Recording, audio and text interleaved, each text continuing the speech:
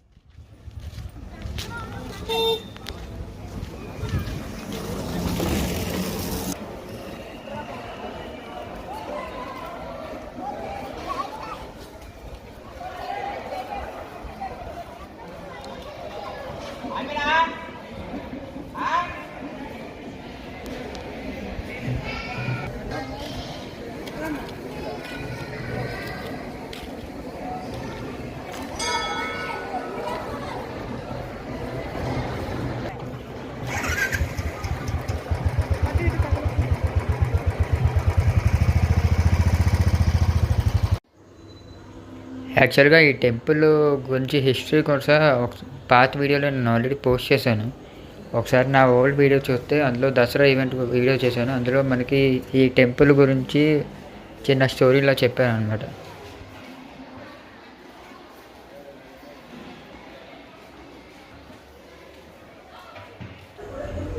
ఈ ప్లేస్ ఉంది కదా, ఇది వచ్చేసి వంటశాల అనమాట. ప్రతి సంవత్సరం ఈ 9 రోజులు ఈ దసరా నవరాత్రులప్పుడల్లా ఇక్కడే భోజనాలు తయారు చేసి అందరికీ మధ్యాహ్నం భోజనాలు ఏర్పాటు చేస్తారు.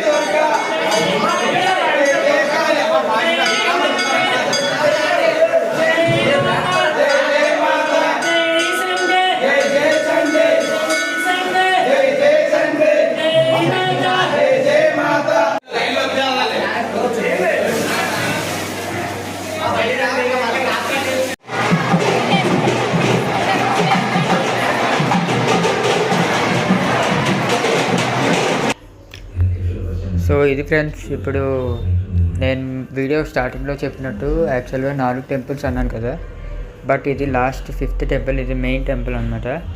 మొత్తం ఆ 4 టెంపుల్స్ ప్రదక్షిణలు అయిపోయి మొత్తం కంప్లీట్ అయిన తర్వాత, సో వీడియో మొత్తం మీరు అందరూ చూశారనుకుంటున్నాను.